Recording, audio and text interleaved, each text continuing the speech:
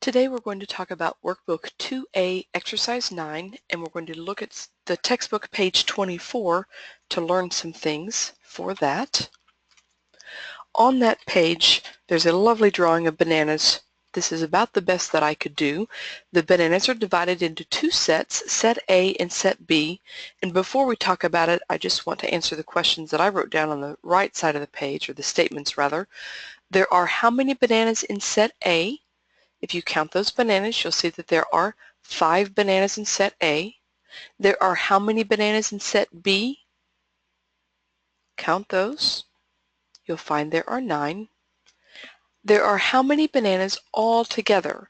If I put the two sets together, two parts make a whole, and I called them all together, I would say there are 14 bananas all together. Now those kinds of questions we've answered before. Today we have a couple of other questions on the bottom of page 24. It says this: how many more in set B than in set A? One way you can find how many more is to kind of connect dots. If I said this banana matches with this one, and each banana in one set could match with a banana in the other set, and then after I was through I could say these bananas don't have a match. And so there are 4 more bananas in set B than in set A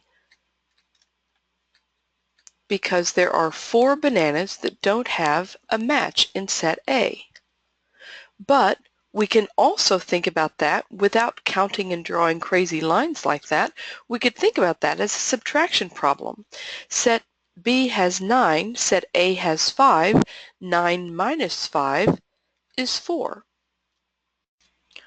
Then they throw in 2 more questions that aren't really related to the banana question, but they ask us 14 subtract 8 is what? Now, if you want to count backwards for that, you can. If you want to think about 14 as being 10 and 4, and you're going to take away 8, remember, the easiest way to take away 8 is to think about 10 as being 8 and 2. So when you take away 8, you still have 4, you still have 2, so that'll give you 6. Now if you did not do Primary Math 1A with us in last year, then this kind of math might look odd to you. We'll do more of that very soon, but this is the way that I think about it, that Singapore Math teaches us to think about subtracting 8 from 14. But at this point, however you get to the answer 6 is fine. What we're mostly paying attention to today is the fact that if we want to know 8 less than 14, it's a subtraction problem. Less than would tell you to subtract. 14 minus 8 is 6.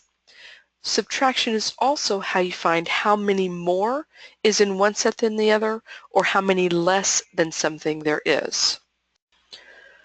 When you're doing exercise 9, what you mostly need to focus on is the fact that, like if set A has 5 bananas and set B has 9 bananas, since 9 minus 5 is 4, you could say 2 things. You could say that set B has 4 more bananas than set A, or you can say that set A has 4 less or 4 fewer bananas than set B, and you find how many more or how many fewer by subtraction. It turns out to be the same number. It just depends on which way you're comparing them.